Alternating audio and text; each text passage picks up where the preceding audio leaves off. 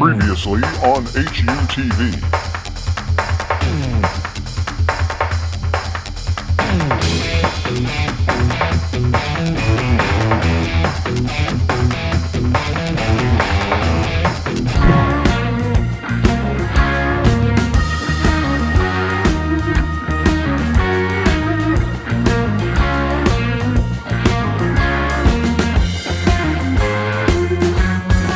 Tonight's episode, To Catch a Dead Man. Hello and welcome to episode 13 of HUTV, Huntsville Utilities Television. I'm Todd, joined as always by the Bonnie to my Clyde and the Jekyll to my Hyde, Amanda. Hey everybody. Of course, HUTV would not be possible without the support of our sponsors. And here with this week's sponsor is the life-size cardboard cutout of our president and CEO, Wes Kelly. This week's episode of HUTV is sponsored by the people in the pictures that come with the picture frames. No matter what picture you put in there, you'll never look as happy as them. The people in the pictures that come with picture frames. Thank you, Flat Wes. You know, Amanda, I'm pretty excited about today's show. I am too. It's going to be awesome. Indeed. And, you know, we've had a lot of guests on HUTV and on the old Facebook Live Friday that you ardent fans may remember. But I think it's safe to say that this guest we're having today is probably the most famous one we've ever had. I bet that's a safe bet. He's very well known to our viewers, and we're lucky to have him on the show. Yes, and he's here to talk to us about a very important topic. Yes, he is, and we've said this many times. Nothing impacts your energy use and costs more than the weather. And when it comes to the weather, you'd be hard-pressed to find someone who knows more about it than this man. So, let's welcome our guests. Joining us now, News 19 Chief Meteorologist Jason Simpson. Jason, thank you so much for taking time out of what I know is a very busy day to come talk to us about the weather today. Hey, I'm glad to do it. It's actually not as busy today as we were just a couple of weeks ago, obviously. So I'm happy to be out and about. That's true, and I think that kind of leads into kind of what we wanted to talk about, because we're barely a month into spring. And we've already had, like 3 that I can remember off the top of my head, pretty strong weather systems blow through here. Is that unusual, or is it a sign of what's to come, or or is that just, well, that's the way it is? Well, we've had some pretty quiet springs of late. Most of our tornado activity, the bad stuff, has been in the fall over the past 4 to 5 years. You got to go back to April of 2014. April 28th, 2014, we had several fairly sizable tornadoes come through. And since then, it has been relatively quiet, except for some hail or some wind and a few of the smaller tornadoes. We never want to discount a tornado, obviously, but as far as it being as active as it was in March into the first part of April, we're not too far off course, although I'll tell you something that is strange.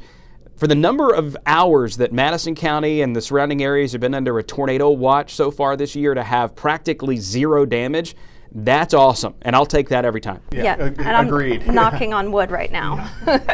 So what makes the weather in our area so volatile? You know, it's about latitude, where we are relative to the Gulf of Mexico. Like if the Gulf weren't there, we would be essentially the same kind of climate that Phoenix, Arizona has. But because we have the warm ocean currents from the Atlantic, the Gulf Stream, and the warm Gulf of Mexico, combined with the continental air, the dry air that comes in off of places like Texas and Oklahoma, then you match that up with colder air coming in from Canada, and this time of year, we're just in the bullseye. So the thing that I've noticed, and I would like to write it off to clean living on my part, but we'll have these storm systems blow through here, and of course I have no meteorological training, I can't even say the word, whatsoever, but you know, I'm looking on a radar, and then here they come, and I'm thinking, oh man, these are going to wash right over us, and it seems like sometimes Madison County kind of draws the good straw and it doesn't get it as bad. Is there something about the geography of this county that protects us as compared to the Shoals, which always seems to just get battered by these things? That's a great question, Todd. Let me answer it this way. We'll answer it 2 ways, really. A few weeks ago, after all the snow happened from literally downtown Huntsville Northwest, which is one of the craziest things I've ever seen. Look out one side of the TV station, there's 2 inches of snow. This side, the Huntsville Utilities side of the station, there was hardly anything, and down to Governor's Drive, there was nothing at all. So in talking to some friends who used to live in DeKalb County and now live in Lauderdale County, they had the perspective that the Shoals always got the snow, and that they were finally going to be happy because they got the snow. But people in the Shoals, in talking to them, said, hey, you know what? You guys always got the snow over on Sand Mountain, and we never got any at all. So I think it comes down to perspective and how you view the situation. Madison County's tornado history and severe weather history is up there with Jefferson and Tuscaloosa and Limestone and Lawrence and Marion, where we just had these gigantic tornadoes over the years. It's just been a while.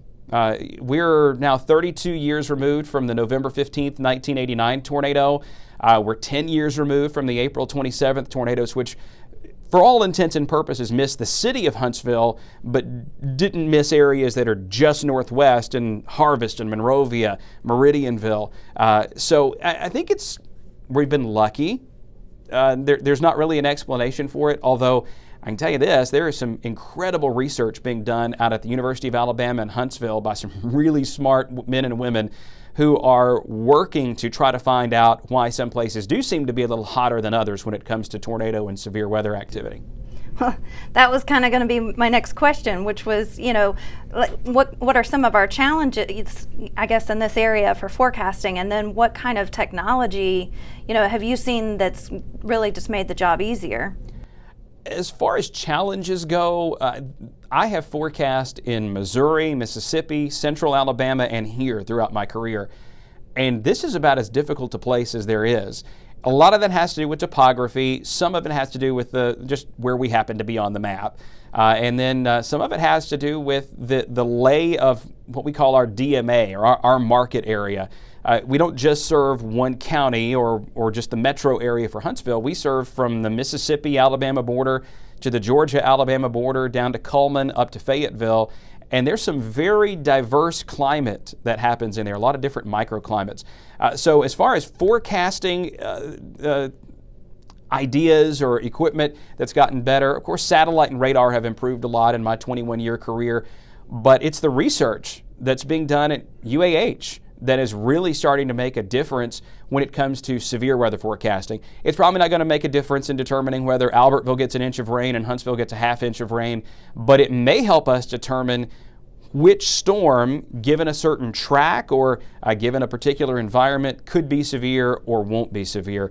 And that's really where whatever fruit that's left in trying to figure out weather forecasting is going to be in severe weather analysis and helping people stay safe, because there comes a point here where it's going to be difficult for us to improve on forecast modeling because we don't have enough data to fill that model.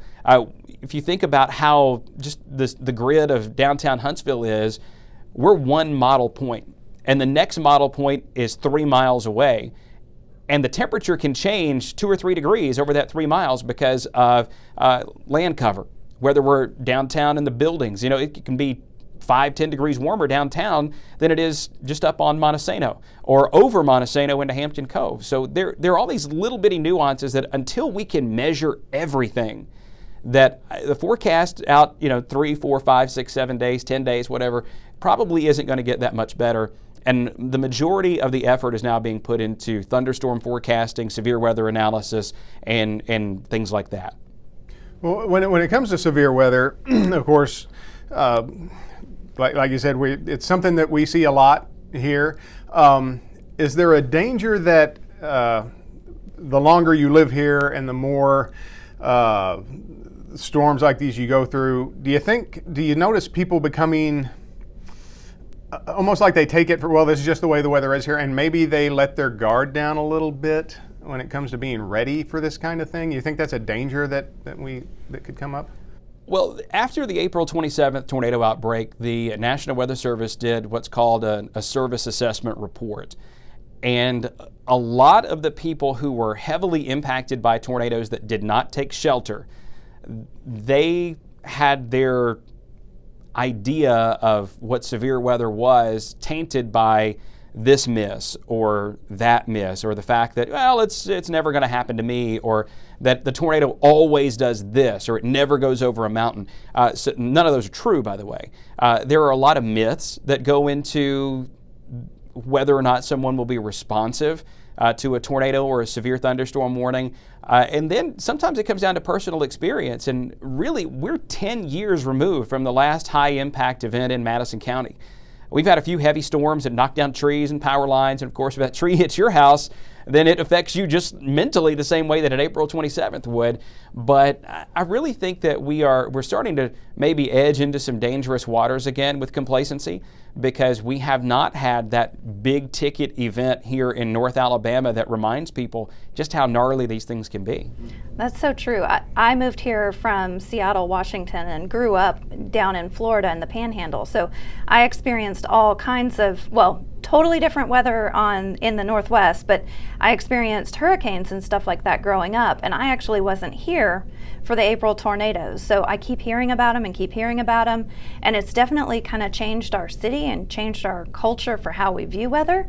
But you're so right that there's a lot of us that are new. Yeah, and so many people are moving into the Huntsville area now that it's important that as we're approaching this April 27th anniversary that we talk about it and we share with them, this happened on this day and it impacted all of us who were here in a way that I don't even know if I could explain the deep scar that day left on me, having been on television. Now, granted, I wasn't at WHNT at the time. I was at ABC 3340 in Birmingham, but it was the similar situation down there. And then hearing the stories of what happened here and comparing it with what happened there, it was, it's gut-wrenching. Oh, yeah, and my oldest son was 10 years old at the time on April 27th, and when the sky would start to get dark or he'd hear something about severe weather, we had to calm him down a little bit. He would get a little nervous about it. Yeah, when I'm doing a lot of digital things, Facebook Lives, web streams on WHNT.com, or even just communicating on social media, the number one question is always, is this April 27th? And I can tell you safely, there's probably not going to be another exact replica of April 27th. We had 3 EF5 tornadoes in Alabama that day. I can't remember how many EF4s, EF3s, EF2s, EF1s, EF0s, but that was about as high impact as a tornado outbreak could possibly get. The odds of us having that again, it could happen within the next 40 years. We have learned that these big tornado events have a cycle, kind of a return period, almost, Amanda, like a hurricane. There's a return period that you expect about once every 40 or 50 years or so. That doesn't mean it couldn't happen in a month, though. It's something to always keep in the back of your mind. But when we have a tornado warning, you should treat it like you would if it were a high-risk PDS tornado watch. A tornado warning is a tornado warning. There's no such thing as a weak tornado. They're all strong. They're all potentially deadly if you don't pay attention to it and protect yourself. And don't you have something? I'm feeling like you've always had a really good thing that you do when there is weather that's hitting, where you kind of run through a list of like emergency preparedness type stuff. Don't you tie that in when those kinds of weather events come around? Oh, right. In the lead up to it, we try to make sure that people have information. How do you get information? The number one way is to know a weather radio. The number 2 way is a weather app. And look, I'm in the TV business and the digital app business and all that, but the NOAA Weather Radio is still your number 1 way. You know what the number 1 way not to get a warning is? A siren. Never, ever rely on a siren. They're not meant for you to hear indoors. The building that we're in right now, you would never hear the sirens in downtown Huntsville. Unless it's completely quiet and you're listening because you're inside. They're meant to warn people who are outside.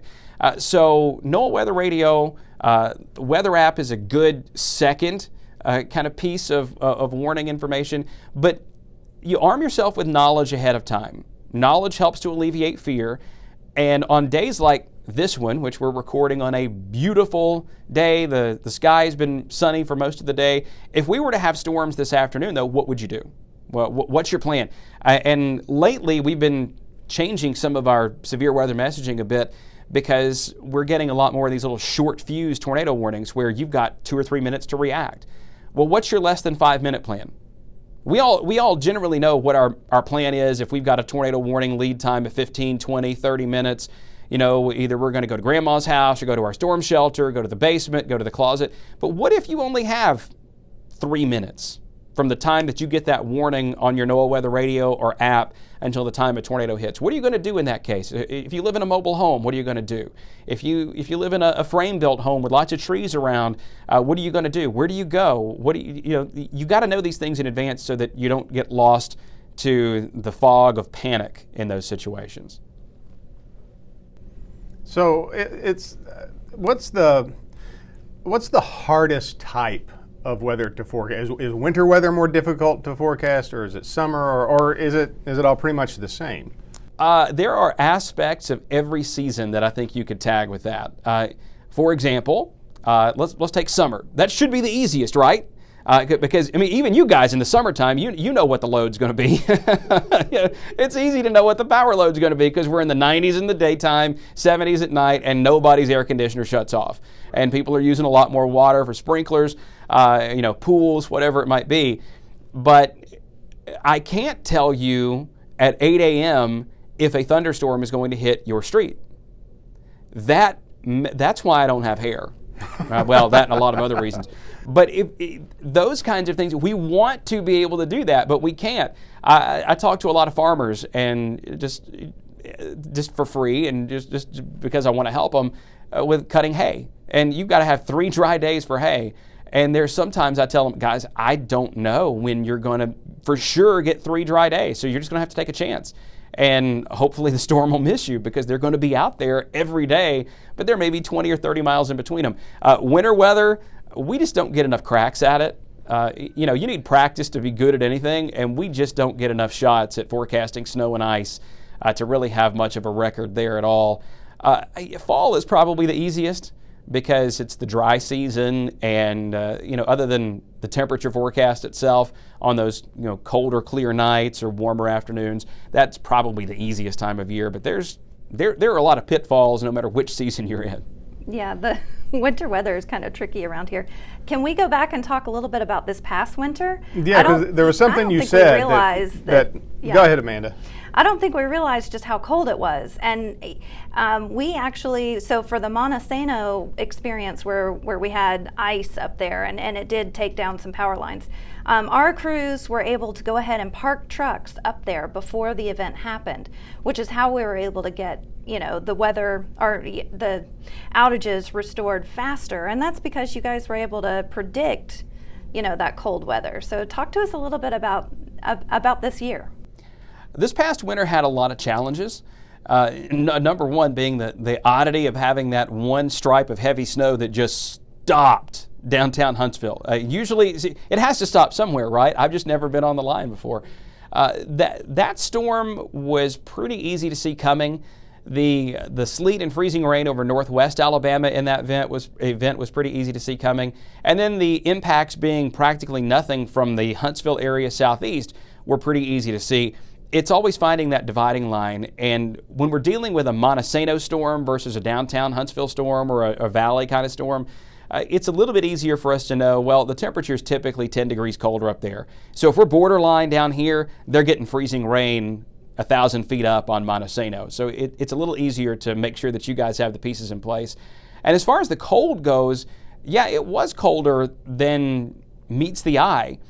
Usually in the wintertime, I think we are biased toward thinking the cold weather is looking at the overnight low. And the overnight lows were not that unusually cold, but there were a lot of days where we had no sunshine. January was one of the cloudiest months that we've seen in a long time. I think we had, just off the top of my head, there may have been 5 or 6 sunny days in all of January. And the highs were in the 40s, which is not that cold. But when you have no sunshine, things don't warm up. So your house is colder, the building is colder, the car never warms up. You end up using more gas because you're running the heat instead of letting the afternoon sun naturally heat your car. So there are lots of little nuances like that sometimes conventional wisdom goes out the window because, no, we weren't 15 degrees, or we weren't 10 or 0, but it was 30 this morning and 40 this afternoon. That's a cold day. Jason, we know you've got to get back to the studio to talk more about the weather, which is what you do for a living, of course. But is there anything else you'd like to add before we wrap this up? No, I appreciate the work that's done here at Huntsville Utilities. You guys do a fantastic job making sure the power stays on and communicating too, because I'm in communication, and it's good to have a utility like this that wants to communicate with the public and let them know, hey, we know about the power outage and we're working on it. I feel very lucky in that respect, and you're responsive on social media when folks are asking questions. So I'd like to give a big kudos to you guys. Well, that's very kind of you to say, and we greatly appreciate it. Well, that was a lot of fun, and for me, I could have kept having that conversation with him all day long. Me too. Jason had a lot of great information and insight, and we really appreciate having him here. I know he's such a busy guy, so it was great that he was able to come out and talk to us. Yeah, and believe me, those guys, meteorologists, are busy. Weather never stops, and those guys have to be ready to go at any time. Especially in the springtime. We've been talking about having Jason on as a guest for a couple of weeks now, and with the severe weather that we've had, he's had his hands full. Yeah, but this week we were able to make it work, and it was a lot of fun. So thanks again to Jason Simpson over at News 19. And as I have said many times, everybody talks about the weather, but nobody's doing anything about it, except guys like Jason Simpson. Now it's time for the internet sensation that's sweeping the nation. Comments, questions, Caitlin. Welcome, Caitlin. Why don't you tell us what you've seen on the interwebs since last we spoke? Absolutely. What's up, everybody, and welcome back. Let's dive right on into your questions and comments. So, last week's episode, we talked about LED streetlights and how the city of Huntsville is involved in a pilot program to study their impact locally. So that prompted this question from Jeffrey Hiller. Do the new design streetlights combat light pollution, i.e. the wasted light that shines or reflects upward, causing glare against the night sky? It would be great if HU could take the lead in restoring the starlight in the Rocket City. So while these new lights are designed to reduce the amount of upward light, Huntsville Utilities does not set the actual lighting standards. Those are set by the city. We simply install and maintain the lights, and in the case of the pilot program, engineers like Raleigh, who was our guest last week, provide technical consultation. So we asked Raleigh a bit more about this, and he replied back with the following answer. Some of the fixtures are full cut off, some have uplight shields installed, and some will have some uplight. As we replace more and more fixtures, we hope to be able to see the night sky better, as we want to be dark skies friendly. Yeah, and an interesting thing about this, the 10th anniversary of the April 27th tornadoes is coming up. And Amanda and I have been working on a video that you'll see on April 27th where we've been talking to some people, and I won't go into a lot of detail now. But one of the things that everybody has mentioned, and I remember this myself, was, of course, after it happened, all the street lights were out. We had no power in the county, and it really was just so different looking outside when you would go outside at night and there were no street lights or any kind of outside lighting to obstruct your view of the night sky. And it was that's something that has stuck with me 10 years later, how quiet and dark it was. Well, LEDs are definitely supposed to, keep the light pointed down, and it's a very directional light, so it should help with bringing back the night skies. But also you got to keep in mind that whatever it's shining down to, if that surface has any kind of reflective, there's nothing right you can do. up. Yeah. Nothing you can do about it. But these lights definitely will help to some extent. Yeah. Yes. What else you got for us, Caitlin? Yes, so next one. Another question that came in from last week's episode was posed by Jeffrey Hudson. He wanted to know, when Russell Hill water tank number 2 was drained for repainting, how we were able to switch those customers over to a different supply. Well, the short answer is we didn't. For the 2 months while the tank was out of service, we used the booster station for that tank to maintain system pressure. On a side note, Jeffrey added that he likes the way the video put a real face to an otherwise invisible service we all benefit from. So thank you for that, Jeffrey. Yeah, that's very kind of him to say, and that's part of the reason we do this is We're to a lot of people, we're just the big brick building downtown. And there's a lot of hardworking people, not just in that building, in our other buildings as well. And we are here to serve the community, and in our little corner of that building, and it is in a corner of the building actually. Our task is to communicate information to you to help you better understand what's going on with your utility service. Yep. So true. Couldn't put it better myself. Yep. Oh, okay, cool. All right. Well, in that case, why don't you move on to the next question? You got it, sir. All right. So, and finally, a lot of you reacted to this picture that's been floating around the internet lately: a bee swarm on a fire hydrant. The original post was from a beekeeper who wanted to remind people that if they see a swarm like this, not to spray it or do anything that would harm the bees. Instead, he asked that you call a beekeeper to come collect them. Many of you agree with that, with Patricia Cox saying, "We need the bees. They help propagate our crops we grow for food," which is so true. And then at Goose67 Michael on Twitter added, "Yes, call me. I'm a beekeeper." But on the flip side of that, Duchess Breskaboo, I am so sorry if I say that wrong, said, "My soul would leave my body. I would not move." You know what, Duchess? I don't think I would either. I think I'm with you on that. And we did have late yesterday an additional question come in. Someone wanted to know if we keep a database of beekeepers or other people that we can call in case our guys out in the field come upon this. I talked to our vice president of operations about this, and he said, surprisingly, it very rarely happens that our guys come across bee swarms or things like that. But in the times that it has happened, they've always been able to track somebody who can come and take care of it. Usually it's one of the guys out in the field says, "Yeah, I know a guy," and they'll call him and he'll come take care of it. So while there's not a formal list of, okay, if you run across bees, call this guy, it's on the times it has happened, they have been able to call someone and get the get the bees safely taken care of. Yeah, well, it's like our guy that rescued the owl that just happened to have a biologist on speed dial. But I will say I'm a beekeeper. And when the swarm happens, what actually happens is there's a queen in the middle of that bunch. So when you do get a swarm like that, all the bee person apiary, I think is what it's called, all they have to do is they just have to capture the queen and all the bees will follow her. So getting the bees safely out is actually not too hard of a process for an experienced beekeeper. Interesting. It pays to know things. Okay, well, thank you, Caitlin, and the rest of you. Keep those comments and questions coming. And now it's time for this week's birthday shout-out.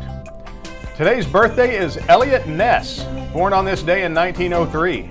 Eliot Ness was, of course, an American prohibition agent, famous for his work to bring down Al Capone as leader of a famous team of law enforcement agents nicknamed the Untouchables.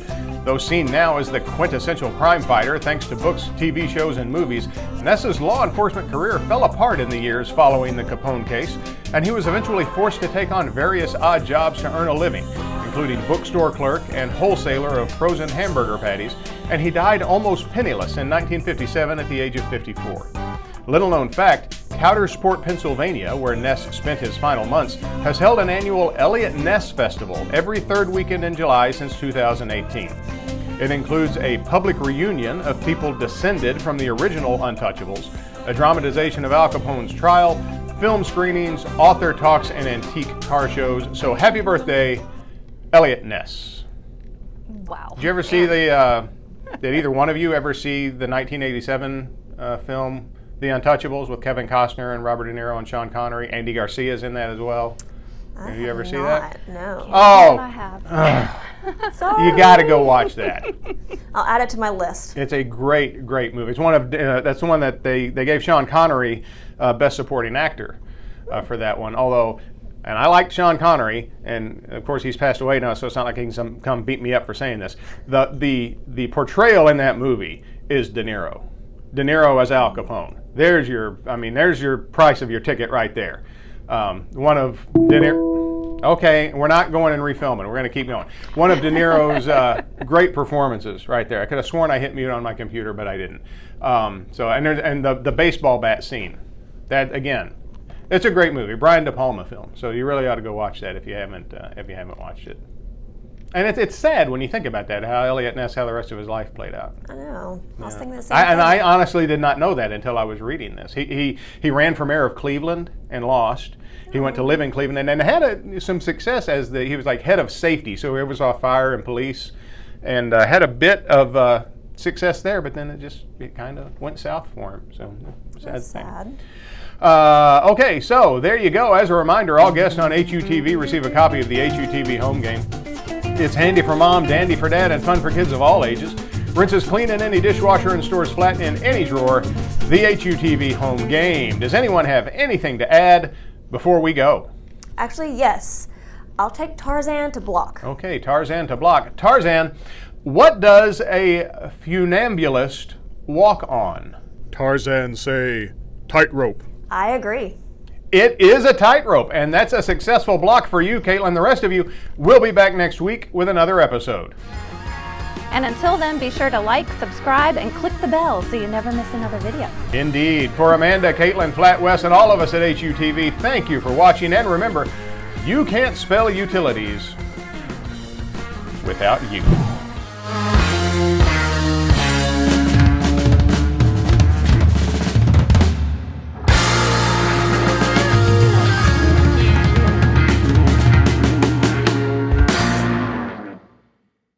This week's episode of HUTV is sponsored by the people in the picture frames that come with the picture frames. No matter... You said the people in the picture frames that come with the picture frames. That's what it says. The people in the The picture... people in the pictures Okay. that come with picture frames. That prompted this question from Jeffrey Heller. Oh, fudge, stop. It didn't let me read the whole email, and I had to go to read more, and it took me all the way back up to the top of the script. All right, so next one. Let's see. So also with last week's episode, we, redo. At least we have a blooper for the end, because we didn't have one yet. I'm gonna add you into it this time. Yeah. I'm the one take guy.